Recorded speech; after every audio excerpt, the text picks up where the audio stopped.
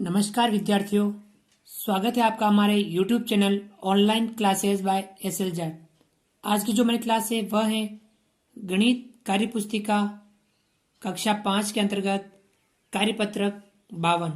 आज क्लास में हम कार्यपत्रक 52 जो पेज नंबर 52 पर है इसे हल करेंगे, इसे समझेंगे। चलिए विद्यार्थियों शुरू करते हैं। विद्यार्थी का नाम, सभी विद्यार्थी यहाँ पर अपना अपना नाम लिखेंगे। दिनांक, सभी विद्यार्थी आज की दिनांक यहाँ पर लिखेंगे।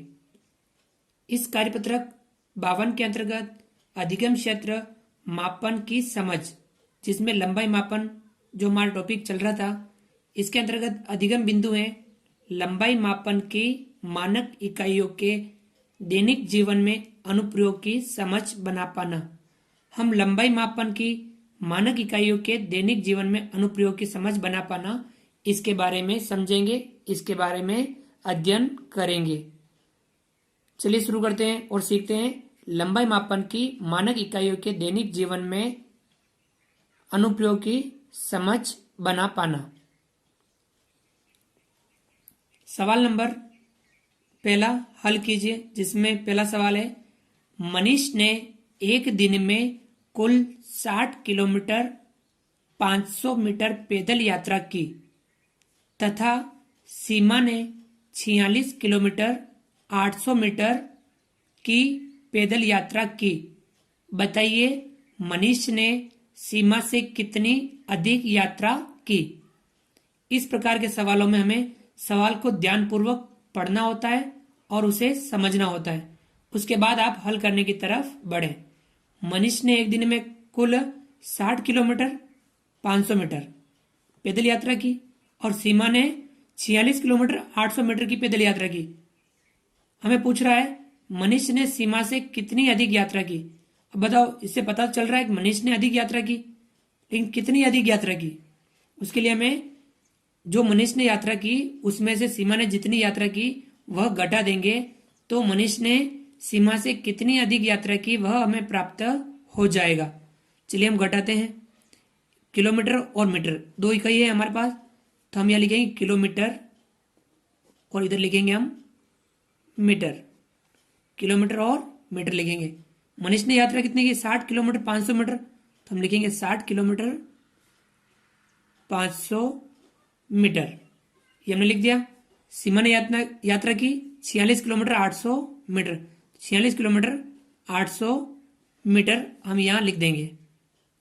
अब हम इसमें से घटा देंगे, तो मनीष ने कितनी अधिक यात्रा की वह हमें प्राप्त हो जाएगा। इस प्रकार से मीटर में से घटाएंगे। 0 में से 0 घटाया 0, 0 में से 0 घटाया 0, 5 में से 8 नहीं घटता है, तब हम यहाँ आगे से लेंगे, यहाँ पे भी नहीं, यहाँ से लेंगे, यहाँ 6 है तो यहाँ 5 रह जाएगा और यहाँ हो जाएगा 10। 10 में से 1 उधर जाएगा, यहाँ रह जाएगा 9 और उधर हो जाएगा 15। कितना हो जाएगा? 15। अब 15 में से 8 घटाओ, 15 में से 8 घटाओ, कितना बचा? 7। तो हम यहाँ लिखेंगे 7। 15 में से 8 घटाया, कितना बचा? 7। अब हम आगे बढ़ते हैं। 9 में से 6 घटाओ, बचा 3। 5 में से 4 घटाओ, बचा 1। अब ये आपके आ गया कि मनीष ने सीमा से कितनी अधिक यात्रा की? 13 किलोमीटर 700 मीटर की यात्रा अधिक की। यात्रा अधिक की किसने? मनीष ने। ये हम लिख सकते हैं। ये ऊपर वाली यात्रा किसकी थी? मनीष। और ये किसकी थी? सीमा। तो हम यहाँ पे ऐसा भी लिख सकते हैं और हम समझा सकते हैं कि मनीष ने 13 किलोमीटर 700 मीटर यात्रा अधिक की सीमा से। यह था आपके पहला सवाल। आगे बढ़ते हैं और करते हैं इसका अगला सवाल। सवाल नंबर 2, लाडली का घर उसकी सहेली के घर से 5 किलोमीटर 200 मीटर की दूरी पर है। यदि लाडली अपनी सहेली के घर जाकर वापस अपने घर लौटती है तो बताओ उसे कितनी दूरी तय करनी पड़ेगी। देखो, इसे सवाल को ध्यान से पढ़ रहे हैं कि लाडली का जो घर है उसकी सहेली के घर से 5 किलोमीटर 200 मीटर दूर है। कितना दूर है? 5 किलोमीटर 200 मीटर दूर है। यदि लाडली अपनी सहेली के घर जाकर वापस अपने घर लौटती है, यानी वो अपने घर से उसकी सहेली के घर जाती है और वापस अपने घर लौटती है, तब क्या होगा? दूरी वो कितनी बार तय कर रही है? एक बार जा रही है, एक बार वापस आ रही है, यानी 2 बार दूरी तय कर रही है। तो बताओ कितनी दूरी तय करनी पड़ेगी? एक बार जाने का और एक बार आने का। तो हम इसको 2 तरीके से कर सकते हैं कि जाने का और वापस आने का जोड़ करके, या जाने का है उसका 2 से गुणा करके भी हम कर सकते हैं। तो हम जोड़ करके कर लेते हैं, किलोमीटर, और इधर क्या लिखेंगे हम? मीटर। कितना किलोमीटर है? 5 किलोमीटर, 200 मीटर उसका घर दूर है। तो ये गई जाने का और वापस आने का भी ये लिख दो, 5 किलोमीटर 200 मीटर वापस आने का, ये जाने का और ये आने का। ठीक है, या जाने की दूरी भी लिख सकते हैं, जाने की दूरी, आने की दूरी, ऐसे हम लिख सकते हैं। और कुल दूरी हम यहां लिख देंगे। तो हम कुल दूरी के लिए क्या करते हैं? जोड़ दें। तो अब जोड़ते हैं, 0 में 0 जोड़ा 0, 0 में 0 जोड़ा 0, 2 में 2 जोड़ा तो 4, 5 में 5 जोड़ा तो 10। अर्थात कुल दूरी कितनी तय करनी पड़ेगी? 10 किलोमीटर 400 मीटर। अर्थात लाडली को उसकी सहेली के घर जाकर वापस आने में 10 किलोमीटर 400 मीटर की दूरी तय करनी पड़ेगी। तो इसे हम 2 से गुणा करके करते हैं तो भी हो सकता था। 5 किलोमीटर 200 मीटर का यदि हम 2 से गुणा करते हैं तब भी हमें 10 किलोमीटर 400 मीटर प्राप्त होता। हम दोनों तरीके से कर सकते हैं। तो हमने यहां जोड़ के इसको हल किया। चलिए अगला सवाल करते हैं।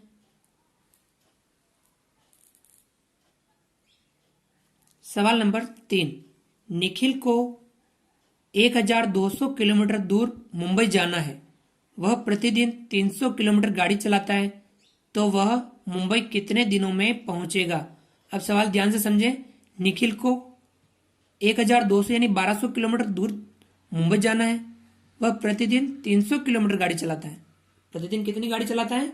300 किलोमीटर गाड़ी चलाता है। तो वह मुंबई कितने दिनों में पहुंचेगा? तो हमें इसको हल करने के लिए मौखिकली भी हल कर सकते हैं। 300 एक दिन चलाई, दूसरे दिन 300, 600, तीसरे दिन 300, 900, चौथे दिन 300 यानी 1200। 4 दिन में वो पहुंच जाएगा। और इसको हम सवाल को कैसे हल करें? हम इसमें भाग देके भी कर सकते हैं। 1200 किलोमीटर और प्रतिदिन कितनी चलाता है? 300 किलोमीटर। 2 जीरो से 2 जीरो, 3 का भाग 12 में, 3 चौक 12, कितने बार जा रहा है? 4 बार। यानी वो कितने दिन में पहुंचेगा? 4 दिन। कितने दिन? 4 दिन में वह मुंबई पहुंचेगा। तो हम लिख सकते हैं कि निखिल को मुंबई पहुंचने में समय लगेगा 4 दिन। कितना समय लगेगा? 4 दिन का समय उसे लगेगा। तो हम 300 का भाग किसमें दिया था? 1200 में। तब कितनी बार गया? 4 बार गया, यानी 4 दिन में वह मुंबई पहुंच जाएगा। अगला सवाल, सवाल नंबर 4, रोहन एक दिन में 1 किलोमीटर 700 मीटर रोड पर डामर लगवाता है। तो बताए रोहन 9 दिन में कितनी रोड पर डामर लगवाएगा? रोहन एक दिन में कितना लगाता है? 1 किलोमीटर 700 मीटर। तब वह 9 दिन में कितना डामर लगवाएगा? हम इसको गुणा 9 से कर लेंगे। चलिए करते हैं। इधर लिखते हैं किलोमीटर और इधर लिखते हैं मीटर। एक दिन में लगाता है 1 किलोमीटर 700 मीटर। 9 से गुणा कर लेते हैं, क्योंकि 9 दिन में कितना लगाएगा?